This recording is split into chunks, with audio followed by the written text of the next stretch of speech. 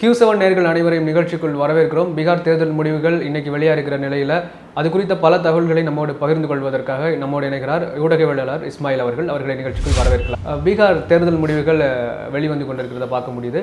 இதில் காங்கிரஸ் தலைமையிலான மகாபந்தன் கூட்டணி அப்படிங்கிறது ஒரு படுதோல்வியை சந்திச்சிருக்கு அப்படிங்கிற செய்திகள் பார்க்குறோம். அதே நேரத்தில் பாஜக கூட்டணி மற்றும் ஐக்கிய ஜனதா தளம் அப்படிங்கிற கூட்டணி வந்து வெற்றி பெற்றிருக்கு. ஐக்கிய ஜனதா தளம் வந்து கூடுதலாகவே முன்னிலையில் இருக்கிறதையும் பார்க்க முடியுது. இதை எப்படி பார்க்குறீங்க? இந்த தோல்விக்கு காரணம் என்னவா இருக்கும்னு நினைக்கிறீங்க? பீகாரை பொறுத்த வரைக்கும் 243 தொகுதி, நம்ம தமிழ்நாட்டில் 234 மாதிரி அங்கே 243, மெஜாரிட்டி மார்க் வந்து 122. கடந்த தேர்தலில் பார்க்கும்போது கிட்டத்தட்ட பிஜேபி கூட்டணி வந்து அவங்க 125 தொகுதியில் வின் பண்ணியிருந்தாங்க. கிட்டத்தட்ட மெஜாரிட்டிக்கு ஒரு 3 சீட்டு தான் அதிகமாக வின் பண்ணியிருந்தாங்க. இவங்க வந்து பார்த்தீங்கன்னா காங்கிரஸ் கூட்டணி 110 தொகுதியில் வின் பண்ணியிருந்தாங்க. சுயேட்சைகள் வந்து ஒரு 8 பேர் வின் பண்ணியிருந்தாங்க. அப்போ காங்கிரஸ் கூட்டணிக்கும் அதே போல் பிஜேபி கூட்டணிக்கும் கடந்த தேர்தல்லையே வந்து பெரிய ஒரு வித்தியாசம் வந்து இல்லை. ஆனால் இந்த தேர்தலில் பார்க்கும்போது ஒரு படுதோல்வியை வந்து அடைஞ்சிருப்பதை நம்ம பார்க்க முடியுது. இது வந்து ஒரு எர்லி ட்ரெண்டிங்கு, ஒரு ஆரம்பகட்ட நிலை அப்படின்னாலும் கூட ரிசல்ட்டில் பெருசாக ஒரு மாற்றம் வரப்போகிறது இல்லை. கொஞ்சம் ஒரு 10 சீட்டுகளுக்குள்ளே தான் முன்ன பின்ன வருமே தவிர பெருசாக ஒரு மாற்றம் வரப்போகிறது இல்லை. இந்த படுதோல்விக்கு வந்து மிக முக்கியமான காரணம் என்ன அப்படின்னு நான் பார்க்குறது, காங்கிரஸ் கட்சி, குறிப்பாக ராகுல் காந்தி இந்த தேர்தலில் மட்டும் இல்லை, கடந்த 20 ஆண்டுகளுக்கு மேலாக அவங்க வந்து ஒரு 10 வருஷம் தொடர்ந்து ஆட்சியில் இருந்த போதே அந்த காங்கிரஸ் கட்சியை வந்து ஒழித்து கட்டுவதற்கு என்னெல்லாம் செய்யணுமோ அதை எல்லாவற்றையும் ராகுல் காந்தி அப்போவே ஸ்டார்ட் பண்ணிட்டாரு. இப்போ அதற்கு பிறகு அதனால தான் அந்த 10 வருஷம் அவங்க ஒழுங்காக ஆட்சி செய்யாததுனால தான் பிஜேபி ஆட்சிக்கு வந்து இன்றைக்கு 3வது முறையாக பிஜேபி ஆட்சியில் இருக்குது. அப்படின்னா அதுக்கு காரணம் வந்து மோடியோ அமித்ஷாவோ இல்லை, அது காரணம் இவர் ராகுல் காந்தியும் காங்கிரஸ் கட்சியினுடைய மோசமான செயல்பாடுகளும் தான் அதுக்கு வந்து காரணம். அதனுடைய ஒரு தொடர்ச்சியாகத்தான் இந்த பீகார் தேர்தலை நம்ம பார்க்குறோம். இது முதல் கட்டமாக நான் சொல்லக்கூடிய விஷயம் என்னென்னா, ராகுல் காந்தி வந்து ஒரு மாற்றாக மக்களால் பார்க்கப்படுகிறார். சரி, அதாவது மக்கள் வந்து பிஜேபியை விரும்பி, வட மாநிலமாக இருந்தாலும் சரி தென் மாநிலமாக இருந்தாலும் சரி, எங்கேயுமே பிஜேபியை விரும்பியோ மோடி அமித்ஷாவுக்கு விரும்பியோ இவர்கள் பெரிய மாற்றத்தை அப்படியெல்லாம் மக்கள் யாரும் வாக்களிக்கிறது இல்லை. வட மாநிலங்களும் எல்லாருக்கும் அப்படித்தான். என்னன்னா இவங்களுக்கு இவங்க பரவாயில்ல, இவங்களோட இவங்க மோசம், காங்கிரஸ் வந்து இன்னும் மோசமாக இருக்குங்கிற அடிப்படையில் தான் அப்படி நினைக்கிறாங்க, அவங்களுக்கு வாக்களிக்கிறாங்க. அப்படி தான் வாக்களிக்கிறாங்க. ஏன் டெல்லியில் வந்து தலைநகர் டெல்லியில் எப்படி ஆம் ஆத்மி கட்சி வின் பண்ணுறாங்க? இப்போ மீண்டும் பிஜேபி ஜெயிச்சிட்டாங்கன்னு வைங்களேன், ஆம் ஆத்மி கட்சி எப்படி 2 கட்சிகளையும் மீறி எப்படி ஜெயிக்கிறாங்க? இப்போ மக்கள் வந்து மாற்றத்தை தான் விரும்புகிறாங்க, மாற்று அரசியலை விரும்புகிறாங்க. பட் ஆம் ஆத்மி கட்சியும் வந்து தொடர்ந்து பழைய பழைய குட்டையில் ஊடுற மட்டைம்பாங்கள அந்த மாதிரி அதுவும் அதே பேர் பிஜேபி மாதிரி காங்கிரஸ் மாதிரி செயல்பட்டதுனால அங்கே தோல்வி அடைஞ்சிருக்கிறாங்க. இந்த பீகாரில் பாருங்கள், ராகுல் காந்தி வந்து ஓட்டு திருட்டு, ஓட்டு சோரிங்கிற ஒரு பிரச்சாரத்தை முன்னெடுக்கிறார். வாக்குகளை திருடி பிஜேபி ஜெயிக்கிறாங்க அப்படிங்கிற ஒரு பிரச்சாரத்தை முன்னெடுக்கிறார். இது எவ்வளவு முட்டாள்தனமான இது நிறைய பேர் வரவேற்பாங்க. ஒரு முட்டாள்தனமான ஒரு விஷயம் என்னென்னா, இப்போ வரக்கூடிய பீகாரில் தேர்தல் வரப்போகுது, அந்த தேர்தலில் எப்படி ஜெயிக்கலாம் அப்படிங்கிறத பற்றி கொஞ்சம் கூட சிந்திக்காமல், கடந்த ஹரியானா தேர்தலில் வந்து 25 லட்சம் வாக்குகள் போலி வாக்காளர்கள் இருந்துட்டாங்க, இந்த தேர்தலில் போலியாக ஓட்டு போட்டு ஜெயிச்சிட்டாங்க அப்படின்னு சொல்லி அந்த பிரச்சாரத்தை வந்து பீகாரில் முன்னெடுக்கிறார். கிட்டத்தட்ட 1300 கிலோமீட்டர், 25 மாவட்டங்கள், 110 சட்டமன்ற தொகுதிகள், கடுமையான பிரச்சாரத்தை ராகுல் காந்தி பண்ணுறாரு. ஓட்டை திருவிட்டாங்கன்னு சொல்லி அது மக்கள்கிட்ட எடுபடவும் செய்யுது. மிக பயங்கரமாக மக்கள்கிட்ட எஃபெக்ட் ஆகுது. கிராமங்கள் தோறும் பேசுகிறாங்க, உண்மையாக இருக்கும்போதெல்லாம் பேசுகிறாங்க. அதெல்லாம் பிரச்சாரத்தில் அவர் முடிக்கிறார். செப்டம்பர் 1ஆம் தேதி பிரச்சாரத்தை முடிக்கிறார். இவர் முடிக்கிற வரைக்கும் பிஜேபி வெயிட் பண்ணுறாங்க. கரெக்டாக எலெக்ஷன் வந்து நவம்பர் தான் நம்ம எலெக்ஷன் ஸ்டார்ட் ஆகுது. அதனால் வந்து என்ன பண்ணுறாங்க, இது பண்ணி அவர் பிரச்சாரத்தை முடித்தோடனே தேர்தல் பிரச்சாரம் அங்கே ஸ்டார்ட் ஆகுது. செப்டம்பர் 1ஆம் தேதியிலேருந்து தேர்தல் பிரச்சாரங்கள் ஸ்டார்ட் ஆகுது. அப்போ ராகுல் காந்தி எங்கே போனார்னே தெரில. அந்த பிரச்சாரத்தை செப்டம்பர் 1ஆம் தேதி முடித்தவர் 2 மாதம் பீகார் பக்கமே வரல. ஏதாவது ஒரு அரசியல் கட்சி தலைவர் இந்த மாதிரி நடந்து இந்த மாதிரி நம்ம வரலாற்றில் நம்ம பார்த்துருக்குறோமா? ஒரு சாதாரண அமித்ஷா இன்னைக்கு பிஜேபி ஜெயிக்கிறாங்கன்னா நான் வந்து இந்த ஓட்டு திருட்டு, இந்த மிஷினில் குளறுபடி பண்ணி இதெல்லாம் நான் ஏற்றுக்கவே மாட்டேன். ஏன்னா இவ்வளோ நாளாக அரசியலை நான் பார்த்துட்டு வரேன். அவர்கள் அது ஒரு காரணமாக இருக்கலாம், அது ஒரு ஃபேக்டராக இருக்கலாம், அதில் ஒரு மோசடி பண்ண முடியாதுன்னு இல்லை, பண்ணலாம். அது மட்டுமே அவர்கள் வெற்றி காரணமாக இல்லை. கடுமையாக வேலை செய்கிறாங்க. ஒரு உள்ளாட்சி தேர்தல்னா கூட அமித்ஷா வேலை செய்கிறார். இவர் 2 மாதமாக ராகுல் காந்தி பீகார் பக்கமே வரல. இல்லை, காங்கிரஸ் ஒன்றும் புதுசாக வந்த கட்சி அப்படின்னு சொல்ல முடியாது. பல பிரதமர்களை பார்த்த கட்சி. ராகுல் காந்திக்கு அந்த அனுபவம் இல்லைன்னு சொல்றீங்களா? அவரும் ராகுல் காந்தியால தான் இவ்வளவு காங்கிரஸ் தலைமையில் அவர் ராகுல் காந்தி காங்கிரஸ் தலைவராக காங்கிரஸ் வழிநடத்தக்கூடிய ஒரு இடத்துல காங்கிரஸ் தலைவராக மல்லிகார்ஜுன கார்கே இருந்தாலும் கூட அதாவது என்ன சொல்லுவாங்கன்னா டிஃபேக்டோ லீடர்பாங்கள்ல, அது வந்து ராகுல் காந்தி தான். புரியுதுங்களா? அதனால் ராகுல் காந்தி வந்து இருக்கிற வரைக்கும் காங்கிரஸ் கட்சி வெற்றி பெறுவதை நம்ம நினச்சி கூட பார்க்க முடியாது. ஆனால் இதில் இன்னொரு விஷயம் நான் பீகாரில் சொல்கிறேன். அதாவது எந்த அளவுக்கு அப்படின்னா கடந்த தேர்தலில் அவங்க கிட்டத்தட்ட 70 சீட் வாங்குறாங்க. கடந்த தேர்தலில் நான் சொல்கிறேன், இந்த தேர்தல் கூட விடுங்க, கடந்த தேர்தலில் 70 சீட் வாங்குறாங்க. இதே போல் 2020 எலெக்ஷன் ரிசல்ட் வந்தப்பையும் நான் ஒரு பிரபலமான தொலைக்காட்சியில் வேலை செஞ்சுட்டு இருக்கிறேன். இந்த ஃபுல் எலெக்ஷன் ரிசல்ட் தான் கவர் பண்ணிட்டு இருக்கேன். அப்போவே பார்த்தீங்கன்னா காங்கிரஸ் தலைவர் ஒருத்தர் சொல்கிறாரு 70 தொகுதி வாங்கினோம், ஆனால் 70 தொகுதியில் ஒரு பொதுக்கூட்டம் கூட நாங்கள் 70 பொதுக்கூட்டங்கள் கூட நடத்தலாங்கிறாரு.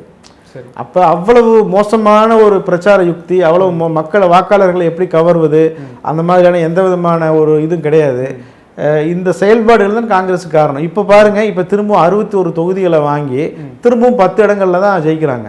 அப்போ பீகார் மக்களை பொறுத்த வரைக்கும் இப்போ எப்படி வாக்களிச்சிருக்கிறாங்கன்னா, நிதிஷ்குமாருக்கு வாக்களிச்சிருக்கிறாங்க, அந்த மாநிலத்தை சேர்ந்தவர் ஓட்டு போட்டிருக்கிறாங்க. லாலு பிரசாத் கட்சிக்கும் ஓட்டு போட்டிருக்கிறாங்க. மூன்றாவதாக பிஜேபி ஓட்டு போட்டிருக்காங்க. இந்த 3 கட்சியில் தான் வாக்களிச்சிருக்கிறாங்க இந்த தேர்தலில்.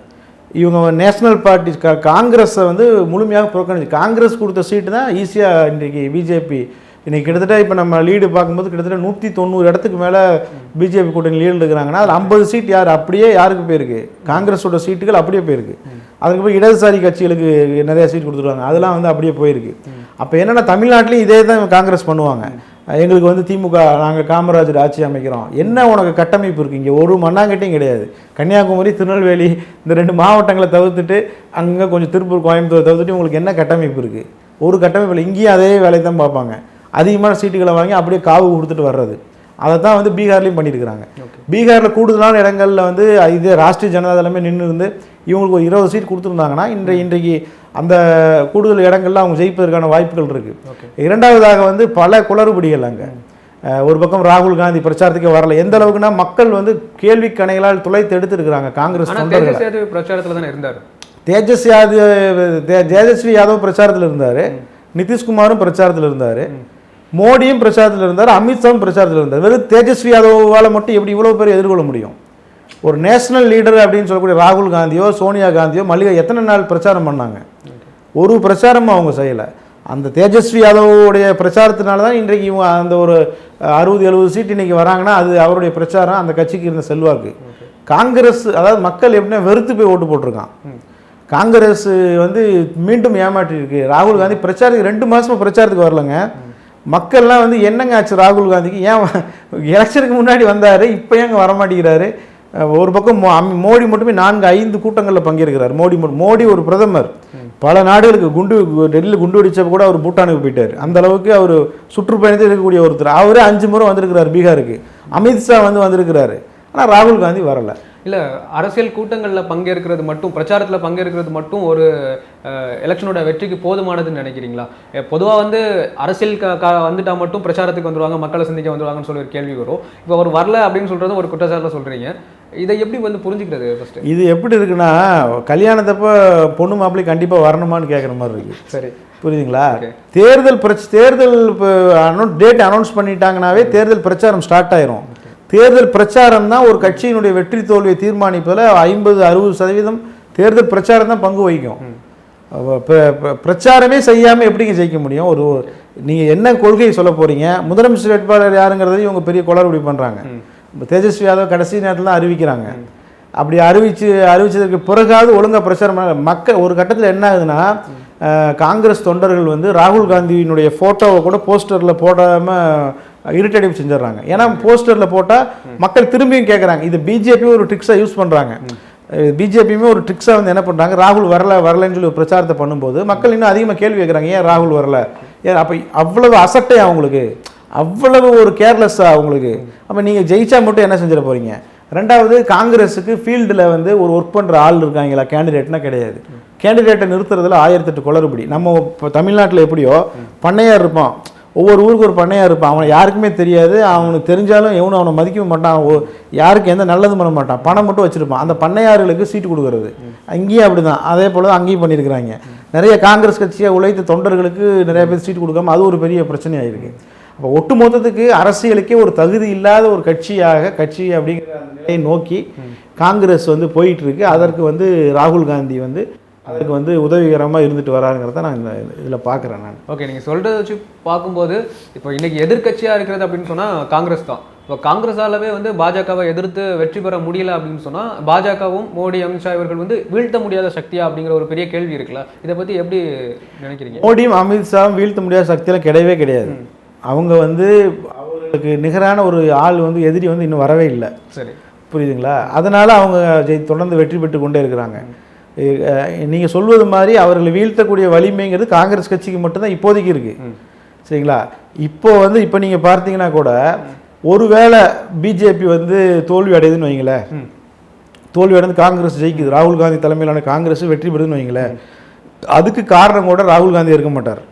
அது கூட மக்கள் பிஜேபியை ரொம்ப வெறுத்து போய் இப்போ ஆல்ரெடி வெறுத்துருக்குறாங்க, இன்னும் ரொம்ப பயங்கரமாக வெறுத்து போய் இவங்க வரவே கூடாது, அதுக்கு ராகுலை அப்படி வாக்களித்தா மட்டும்தான் ராகுல் ஜெயிக்க முடியுமே தவிர ராகுல் காந்தி ஒரு பெரிய மாற்றத்தை ஏற்படுத்துவார், ராகுல் காந்தி ஒரு நம்பிக்கை நட்சத்திரங்கிற அடிப்படையில் ஒரு நாள் ஓட்டே போட மாட்டாங்க. ஏன்னா அவங்க இது வரைக்கும் அப்படி ஒரு நம்பிக்கை ராகுல் காந்தியை காங்கிரஸ் கட்சி விதைக்கவே இல்லை. பாரத் ஜோடோ யாத்திரை நடத்தினாங்க, எவ்வளோ பெரிய தாக்கம் அது. காங்கிரஸ் இன்னைக்கு பிஜேபிக்கு மெஜாரிட்டி இல்லாமல் போச்சு. பாரத் ஜோடோ யாத்திரை அந்த 2 யாத்திரை காங்கிரஸுக்கு மெஜாரிட்டி இல்லாமல் பிஜேபிக்கு மெஜாரிட்டி இல்லாமல் போயிடுச்சு. 2 யாத்திரை தான். இதே போல் ராகுல் காந்தி சுறுசுறுப்பாக செயல்பட்டார் அப்படின்னு சொன்னால் பிஜேபியால் எப்போதுமே வர முடியாது. ஆனால் மிகப்பெரிய கட்சி, இப்போதும் மிகப்பெரிய கட்சி தான், மாற்றுக்கிறதுக்கு இடமில்லை. அதற்கு காரணம் என்ன? சிறுபான்மையினரும் தலித் மக்களும் அந்த கட்சியினுடைய அடிப்படை தொண்டர்களும் தான் காரணமே தவிர இந்த பண்ணையார்களும் ராகுல் காந்தியும் அதுக்கு காரணம் இல்லை. எனவே இப்போ ராகுல் காந்தி அவருடைய தலைமை காங்கிரஸில் இருக்கிற வரைக்கும் ரொம்ப ரொம்ப கஷ்டம்தான். மோடியாக வயதாகி அவரை பிஜேபியிலேருந்து போதும், வயசாகிடுச்சு உங்களுக்கு, அமித்ஷாவுக்கு வயசாகிடுச்சுன்னு சொல்லி அவங்க 2 பேரும் ரிட்டையர் பண்ணிவிட்டு ராகுல் காந்தி மாதிரி ஒரு தலைவரை பாஜகவுக்கு போட்டாங்கன்னா மட்டும்தான் பாஜக தோக்கும்.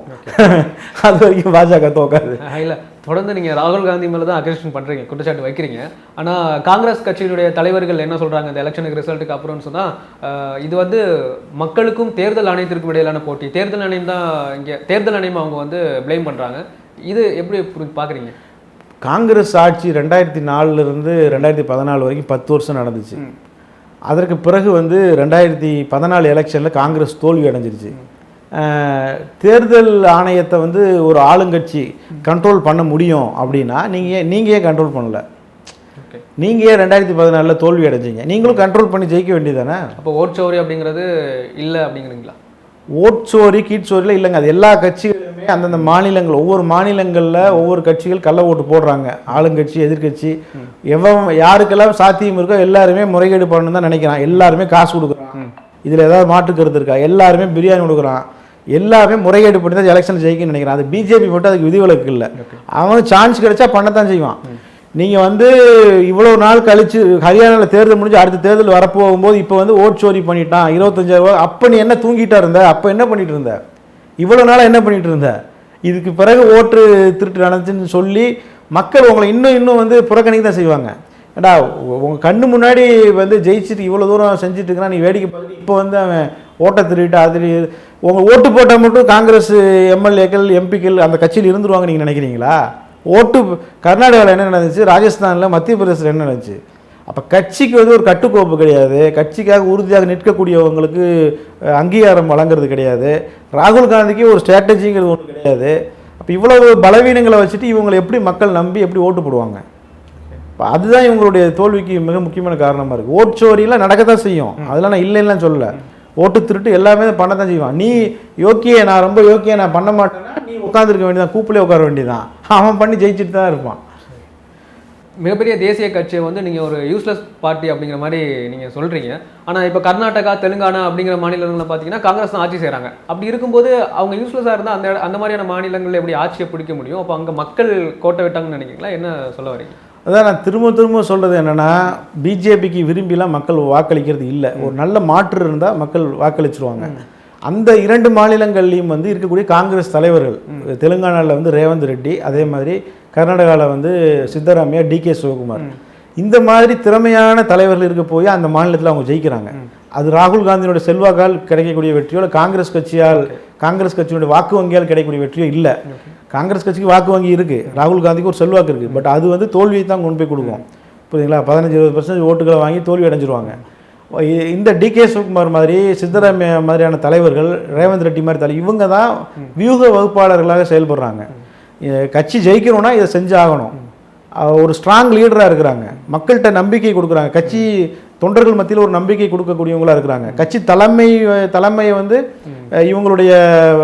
இவங்க எடுக்கக்கூடிய முடிவுகளுக்கு கட்சி தலைமை கட்டுப்பட்டு ஆகணுங்கிற ஒரு நிர்பந்தத்தை ஏற்படுத்தக்கூடிய அளவுக்கு இருக்கிறாங்க.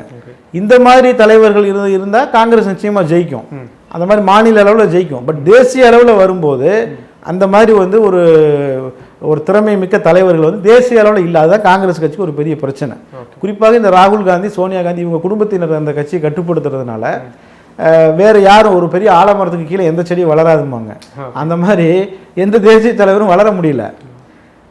அப்படி ஒரு திறமையானவர்களுக்கு இவங்க வந்து முழு பொறுப்பை கொடுத்து நீங்கள் எடுக்கக்கூடிய முடிவுகளுக்கு நாங்கள் கட்டுப்படுறோம், நீங்கள் எடுக்கக்கூடிய முடிவுகள் கட்டுப்படவோ கூட தேவையில்லை, இவங்களே கட்சியினுடைய பாஸாக வந்து இருந்துக்கலாம். ஒரு ஃப்ரீடம் கொடுத்து ஒரு தலைவரை வந்து நீங்கள் இந்த எலெக்ஷனுடைய பொறுப்பு உங்களோட இந்த கட்சி நம்ம அடுத்த எலெக்ஷனில் ஜெயிக்கணும், நீங்கள் யாருக்கு சீட் கொடுக்கணுமோ கொடுங்க. அப்படி ஒரு திறமையான உதாரணத்துக்கு நீங்கள் டிகே சிவகுமாரவே எடுத்துக்கலாம், அல்லது ரேவந்த் ரெட்டி எடுத்தீங்கன்னா ப்ரூஃப் பண்ணி காமிச்சிருக்கிறாங்க, ஜெயிச்சு காமிச்சு. ஒன்றுமே இல்லை, கர்நாடகா பரவாயில்ல, காங்கிரஸ் கட்சிக்கு பாரம்பரியமான வாக்கு வங்கி இருக்குது. தெலுங்கானாவில் வந்து ஒன்றுமே இல்லை, 0 அடிச்சுட்டு மேலே வந்திருக்கிறாங்க. அந்த மாதிரியான தலைவர்களை வந்து இவங்க அங்கீகாரம் கொடுத்து ஏதாவது பண்ணாங்கன்னு சொன்னால் அடுத்த ஒரு நம்பிக்கையாவது மக்கள்கிட்ட வந்து கிடைக்கும். அடுத்த கட்டமாக காங்கிரஸ் இதை எப்படி கொண்டு போனால் அவர்கள் வெற்றி நோக்கி பயணிப்பார்கள்னு நினைக்கிறீங்க? இனி வரக்கூடிய நாடாளுமன்ற தேர்தல் அவங்களுக்கு எந்த மாதிரியான சவாலாக இருக்குன்னு நினைக்கிறீங்க? அதாவது காங்கிரஸ் தான் பெரிய ஒரு கட்சி, பிஜேபிக்கு எகென்ஸ்டாக காங்கிரஸ் தான். வேறு புதியதாக ஒரு கட்சி வந்து தேசிய லெவலில் இன்றைக்கு வலிமை பெற்று வர்றது மாதிரியான சூழ்நிலை இன்றைக்கி இல்லை. இப்போ உதாரணத்துக்கு தமிழ்நாட்டில் நம்ம எடுத்துக்கிட்டோன்னா இன்றைக்கி திமுக அதிமுக இருக்குது, விஜய் வராரு அப்படின்னா ஒரு சின்ன நம்பிக்கை இருக்குது மக்கள்கிட்ட. என்னென்னா ஒருவேளை விஜய் 2 பேரை பீட் பண்ணிடுவாரோ, அவங்களுக்கு ஈக்குவலாக இணையாக வளர்ந்துருவாரோ அப்படிங்கிற ஒரு சின்ன ஒரு நம்பிக்கையாவது இருக்குதுன்னு வைங்களேன். இப்போ சீமான் வந்து ஒருவேளை முதலமைச்சர் ஆகிடுவாரோ, ஏன்னா அவர் ரொம்ப பயங்கரமாக ரொம்ப ஸ்ட்ராங்காக நிற்கிறாரு, 10% ஓட்டை வாங்கிட்டாரு, ஒருவேளை அவர் ஒரு மாற்றாக வந்துடுவாரோ, ஒருவேளை அவர் முதலமைச்சர் ஆகிடுவாரோங்கிற ஒரு சின்ன நம்பிக்கை அந்த கட்சிக்காரங்களுக்காவது இருக்குமா இல்லையா? அந்த கட்சிக்காரங்களுக்காவது இருக்கும். இப்போ விஜய் கட்சிக்காரனுக்காவது இருக்கும் அவர் முதலமைச்சர் ஆயிடுவாருன்னு, சீமான் கட்சிக்காரங்களுக்காவது இருக்கும் அவர் முதலமைச்சர் ஆயிடுவாருன்னு. ஆனால் அப்படி நேஷனல் லெவலில் வந்து அப்படி எந்த கட்சிக்கும் அப்படி நம்பிக்கை இல்லை. காங்கிரஸை தவிர்த்துட்டு வேற எந்த கம்யூனிஸ்ட் கட்சிகளுக்கோ, இன்றைக்கி தேசிய கட்சிகள்லாம் யாரு இருக்கா? கம்யூனிஸ்ட் இருக்கிறாங்க, அதை விட்டால் வந்து ஆம் ஆத்மி, அது ஒரு தேசிய கட்சி தான். அதற்கு பிறகு பகுஜன் சமாஜ் கட்சி. இப்போ இவங்கெல்லாம் ஓரளவுக்கு நேஷனல் பார்ட்டியாக இருக்கிறாங்க. இப்போ இவங்களுக்கே நம்பிக்கை இல்லை, நம்ம அடுத்து பிரதமர் ஆகும் அப்படிங்கிற நம்பிக்கை யாருக்குமே இல்லை, அந்த தொண்டர்களுக்கும் கிடையாது, பொதுமக்களுக்கும் கிடையாது. அப்போ ஒரே ஆப்ஷன் காங்கிரஸ் தான். அப்படின்னு இருக்கும்போது வேற வழியே இல்லாமல் மக்கள் என்ன பண்ணுறாங்கன்னா பிஜேபிக்கு மாற்று நேஷனல் எலெக்ஷனுக்கு போது இப்போ தமிழ்நாட்டில் மொத்தமாக காங்கிரஸுக்கு போடுறாங்க. அதே சட்டமன்ற தேர்தல் வந்துச்சுன்னா மொத்தமாக காங்கிரஸ் இது பண்ணி விட்டுறாங்க, காங்கிரஸ் ஓட்டு போடுறது நேஷனல் எலெக்ஷனாக போடுறாங்க. அப்போ என்னென்னா வேறு வழி இல்லை, பிஜேபி வீழ்த்துறதுக்கு இவங்க தான் ஒரு ஆள் அப்படிங்கிறதுனால போடுறாங்க. அந்த ஒரு ஸ்டேட்டஸுமே தொடர்ந்து அது ஒரு டிக்ளைனாக போயிட்டே இருக்குது. அப்போ எத்தனை நாளைக்கு இது வந்து பிஜேபிக்கு மிகப்பெரிய சாதகம். ஏன்னா ஒரு மாற்றமும் இல்லை, தேசிய லெவலில் காங்கிரஸுக்கு மாற்றாகவும் எந்த சக்தியும் இல்லை. அதை விட்டால் வந்து பிஜேபி தான் இருக்குது, விட்டால் காங்கிரஸ் இருக்குது. இது வந்து ரொம்ப ஒரு சாபக்கேடான ஒரு காலகட்டம். ஒரு மாற்று இருந்தால் நிச்சயமாக மக்கள் ஓட்டு போடுவாங்க. இப்போ நீங்கள் ஆம் ஆத்மி வந்து கெஜ்ரிவால் வந்து ஒரு அகில இந்திய லீடராக எஸ்டாப்ளிஷ் ஆகலை, அவர் அப்படியே இந்த வட இந்தியாவோட சுருங்கிட்டார், அவர் டெல்லியோட அப்படியே முடங்கிட்டார். பஞ்சாபில் ஆட்சி பிடிச்சாங்க, குஜராத்தில் அங்கீகரிக்கப்பட்ட கட்சி ஆனாங்க, கோவாவில் ஆனாங்க. தொடர்ந்து அப்படி அவங்க மற்ற ஸ்டேட்டை கான்சன்ட்ரேஷன் பண்ணல. ஒருவேளை அவங்கெல்லாம் பண்ணி ஒரு நம்பிக்கையை கொடுத்துருந்தா மக்கள் வந்து காங்கிரஸ் ஒரு செகண்டில் தூக்கி வீசிட்டு போயிடுவாங்க. வேறு வழியே இல்லாமல் இன்றைக்கி காங்கிரஸுக்கு ஒரு மோனோபோலிம்பாங்கள்ல, அந்த மோனோபோலியாக இன்றைக்கி காங்கிரஸ் வந்து இருந்துட்டு இருக்காங்க. எதிர்கட்சிகளுக்கு ஒரே மோனோபோலி காங்கிரஸ், அப்படி போயிட்டு இருக்கு. ஓகே, ரொம்ப ஆபத்து, இது ரொம்ப ரொம்ப ஆபத்து. ஓகே, நிறைய தகவல்கள் சொன்னீங்க. தகவல்களை பகிர்ந்து கொண்டதுக்கு நன்றி.